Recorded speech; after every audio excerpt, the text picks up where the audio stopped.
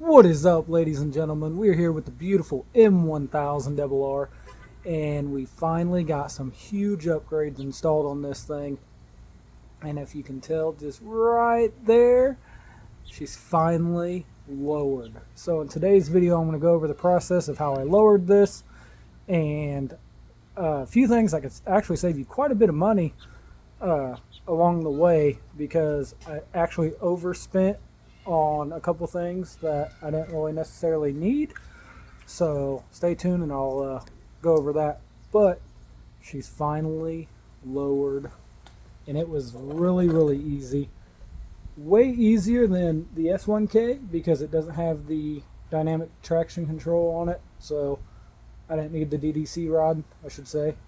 And so it was a much easier process, not having to get that adjusted and whatnot, not having that in the way. But look how good it looks. Ooh, my lord. So I went 1 inch in the rear, and I actually went almost 2 inches in the front. The reason I done that is because I didn't want to have to Dremel or cut or anything in the swing arm. So I only went 1 inch in the rear and almost 2 inches in the front. Plus, I like it because it keeps your nose down when roll racing, so it doesn't wheelie as much. And whenever I sit on the bike anyways, the back of the bike's going to drop whenever I sit on it, so it kind of doesn't really level itself out 100%, but it gets pretty close, so I don't mind it. But let's go ahead and turn it around, and I've already got all the tool sizes set out right here beside, or right behind me. And really, you didn't need a lot of tools for this job, which was really nice. So the tools needed for this really wasn't too much. You got literally a bolt here and a bolt, my camera will focus, right up there. Both of those are a T55. And then you'll have a bolt here that, well, I didn't take this one off, but you can. To do your kickstand, but to make it easier, you can take this bolt out and just swing this out of your way, and then there's a bolt right there that will remove your kickstand, and then you can just unplug it, put a new kickstand on, put the spring on the back side, and the kickstand's done. But we'll get into this. So like I said, T55 for your lowering link, T40 for the front end, and a T30 for your kickstand. And literally I just used a 3/8 drive ratchet. I used a little bit longer one. You can use a shorter one, doesn't really matter on that. And then to do the front, it is super easy. Literally, you don't have to disassemble this bike at all. It can literally be done fully assembled. Don't have to take your plastics off. Does it make your job easier to take it off? Honestly, no. It is really easy just by turning handlebars all the way to the left. And hopefully my camera will pick it up with my microphone on there. Yep, those two bolts right there. Let the camera focus. Those two bolts right there will unscrew just a little bit, and then come over to this side. And I'm not going to turn my handlebars, but there's two bolts right there as well. And if you turn the handlebars the other direction, hopefully you can see, maybe not. Let's see if we can go through one screen here. Nope, not going to be able to see. Yeah, perfect. Those two bolts right there. 1 and 2. Loosen those two up. The two right down here. The bolt right here. And a bolt right there. So you have 2, 4, and 6 to the front end. And then your reservoir is super easy. It's literally just a nut here, nut on the other side. And for this, you literally, I think this reservoir was mounted right where my finger's at, and I literally unbolted it and moved it to the other side of this bracket. And that's all. That's literally all you need. So, as I showed many times before in my videos, so I actually had to come all the way in my house for this. So I used rear stand, and as many times before, you've seen this in quite a few of my videos. It's literally the center jack here. Got it off of Amazon, and just put that up under the oil pan to support the front end and the engine, and then that will support your rear to keep the bike straight up and down. So yeah, rear stand would go just obviously on the back, and then that center jack will go right there on the oil pan. And then that's literally all you need, just the rear stand and the center jack for your bike. And then the front end will sit like on the ground. And then you will need a rubber mallet for here. Sometimes you'll have to tap here to move your forks, you know, up and down, or tap here a little bit, just depending on what you need. All right, so whenever you have the center jack under the motor, what you will do is you will jack it up just enough to support the bike, like the front end of the bike. And then another tool you will actually need is a caliper, and that way you can use this side of it. Let me turn it on real quick so I can demonstrate a little bit better. Make sure it's zeroed out. Say if you wanted at, you know, an inch, if I can get it there.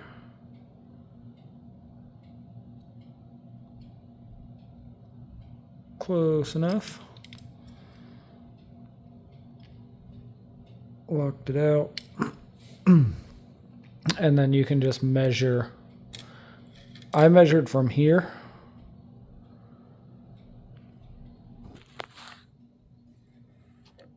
And you just measure your way down.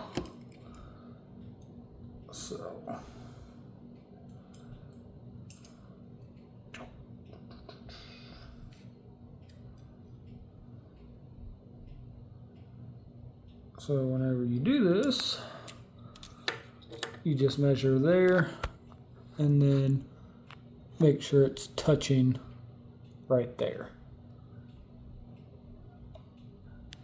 Hopefully the camera's picking it up.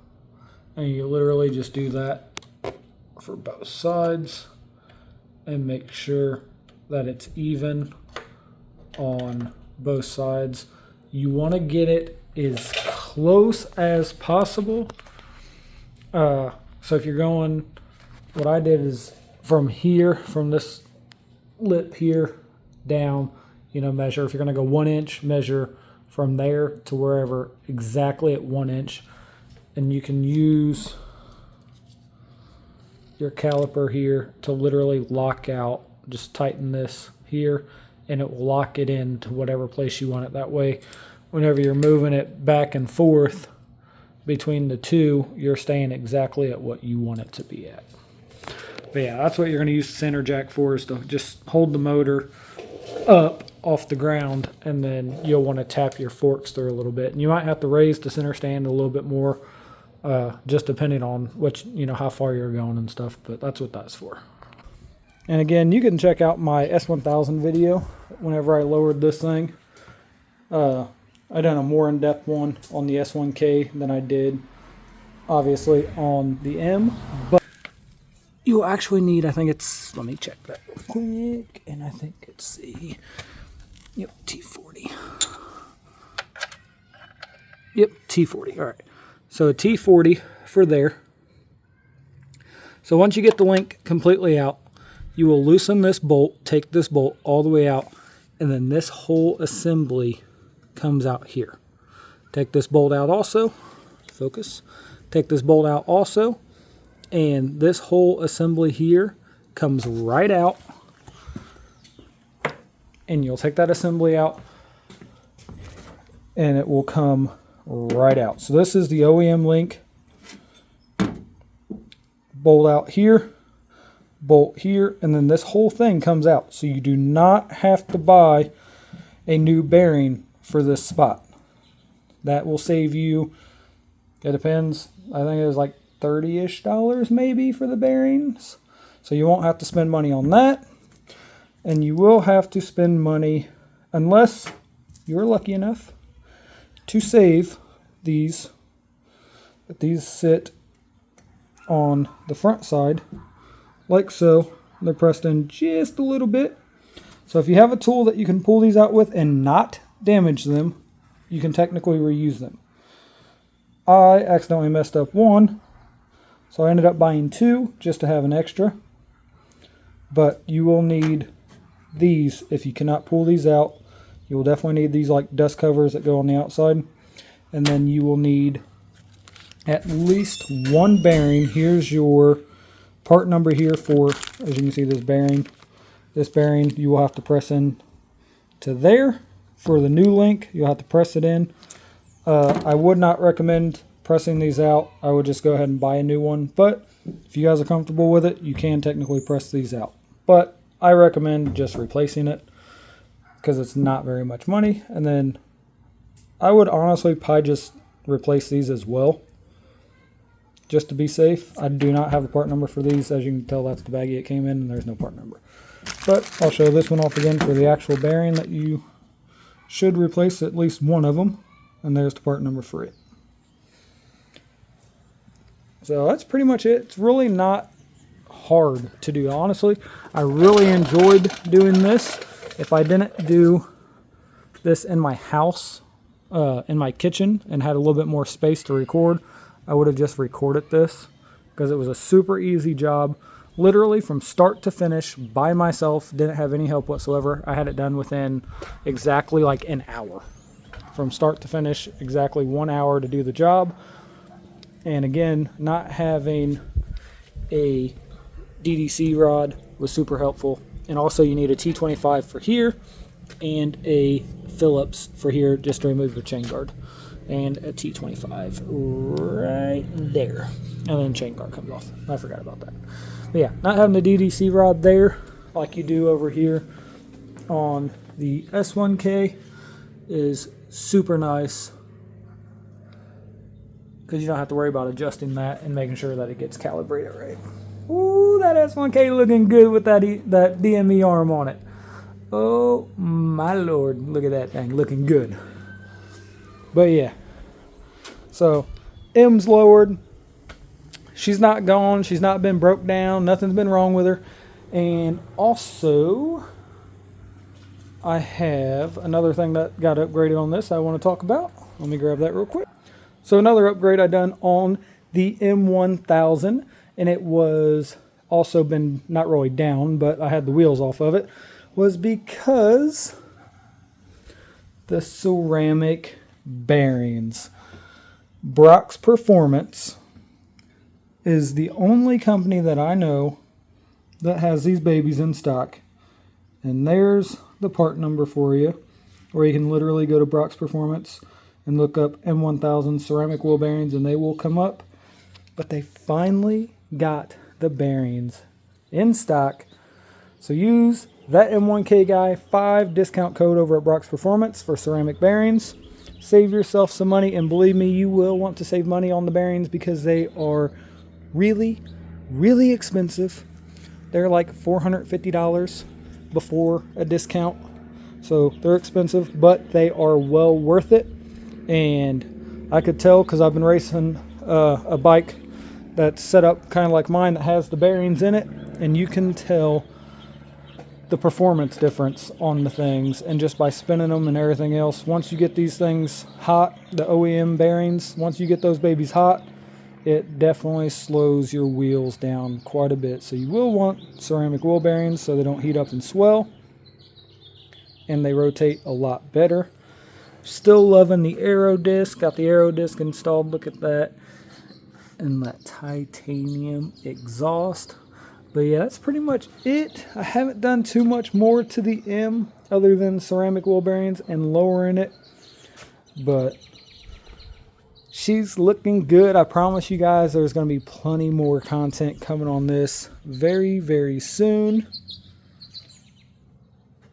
But yeah, we just got to get nicer weather. It's literally, it doesn't look like it, but it literally just got done raining out here. It's finally warm out, but this rain has been ruining everything. Because all it does is rain, and all that's in the forecast is rain. The van's doing good. We just got back from Virginia, not that, like a week ago. So we still got some things packed up. Carbon seat there looking good. But yeah, that's pretty much it, guys. Hope you enjoyed the video. Hopefully this answered some questions, because I know the lowering link. Oh, also the lowering link I used is BT Moto. I don't know if it was on, if you could see it whenever I was showing this off, but it is a BT Moto lowering link. You use that M1K guy discount code to save yourself some money on that as well. And that's not actually badly priced, but it will definitely save you some money when ordering that. And another thing, if you guys have any issues with my BT Moto discount code, please reach out to me. I guess a gentleman did have issues using my code the other day, and he did not save himself some money. But if you have any issues with any of my discount codes, please reach out, and I will make sure it gets taken care of in a timely manner so you can save yourself some money. It greatly helps me out. It definitely helps me out and the channel as well, because it helps, you know, be able to travel with that and the bikes and make awesome content for you guys. I have so much content right now backed up that I'm literally about to go inside and edit videos for like the next 3 hours, because I have so much content that's going to be getting pushed out, and it's going to be mixed in with this bike and the S1K, going hopefully back and forth and get some M1K content out there for you guys. And I'm definitely going to be racing this baby soon. I've not even got to ride. Well, I guess I have. Yeah, I did. I rode it the other day for the first time. Haven't got to race it yet, but this thing, I'm absolutely loving it. And especially the S1K that has an arm on it now. Ooh, stay tuned for that content, because I have done quite a few races with the S1K over there, and I promise you the arm on that thing is an absolute beast, and you want to see that content. So stay tuned, but don't forget to like, comment, subscribe, and I'll catch you guys in the next one.